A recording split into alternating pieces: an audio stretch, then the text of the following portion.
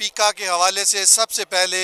جو وفاقی وزیر اطلاعات و نشریات ہیں انہوں نے ہمارے ساتھ وعدہ کیا تھا کہ پیکا کے حوالے سے جو مسودہ ہوگا وہ آپ سے شیئر کیا جائے گا، اس کے بعد جو ہے ہم بل لے کر آئیں گے۔ لیکن حکومت نے جو وعدہ خلافی کی اور وہ بل لایا اور وہ ایجنڈے میں بھی شامل نہیں تھا اس دن قومی اسمبلی کے، تو بل لا کے اور اس کو منظور کیا گیا، پھر فوری جو ہے سینٹ سے منظور کیا گیا۔ لیکن ہم ان کو بتا دینا چاہتے ہیں کہ جب پاکستان میڈیا ڈیولپمنٹ اتھارٹی بل لایا جا رہا تھا، ہماری اس وقت بھی جدوجہد تھی۔ اس وقت جو موجودہ حکومت کے وزیر اعظم ہیں وہ ہمارے احتجاج میں، ہمارے احتجاجی دھرنے میں ایک دن میں 2 مرتبہ آئے تھے۔ پاکستان پیپلز پارٹی کے چیئرمین 2 مرتبہ آئے تھے اور ان کی پوری قیادت جو تھی پاکستان مسلم لیگ نون کی، پاکستان پیپلز پارٹی کی، اس کے علاوہ مولانا فضل الرحمان MKM جو کہ اتحادی تھی اس وقت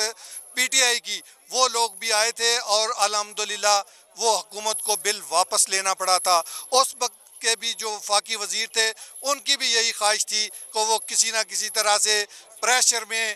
لائیں اور فوری طور پر بل جو ہے وہ پاس کروائیں، لیکن الحمدللہ ہمیں کامیابی ملی تھی۔ ہم پاکستان میں آزادی صحافت، آزادی اظہار پر کسی قسم کی قدم کو قبول نہیں کریں گے۔ ہم وہ آزادی چاہتے ہیں جو آئین اور قانون میں ہمیں ملی ہے۔ اگر آپ چاہتے ہیں کہ آپ نے الیکٹرانک میڈیا کے حوالے سے تو قانون موجود ہے، آپ چاہتے ہیں کہ ڈیجیٹل میڈیا کے حوالے سے بھی آپ کوئی قانون لانا چاہتے ہیں تو ہم حاضر ہیں۔ ہم تو خود اس کے متاثرین ہیں۔ ہمارے بہت سارے صحافی ہیں جن کو آپ نے دیکھا کہ ٹویٹر کے ذریعے ایک پوری فوج جو ہے وہ ان کو گالیاں نکالتی رہی، لیکن ہم چاہتے ہیں کہ قانون سازی آپ کریں، لیکن اس حوالے سے ہماری رائے ضرور لیں۔ جو اس میں آزادی صحافت کو دبانے کی کوشش ہے یا آزادی اظہار کو دبانے کی کوشش ہے، وہ شکیں جو ہیں وہ نکال دی جائیں تاکہ پاکستان میں میڈیا پر جو ہے کسی قسم کی قدغن نہ لگے۔ اگر حکومت نے یہ رویہ اپنا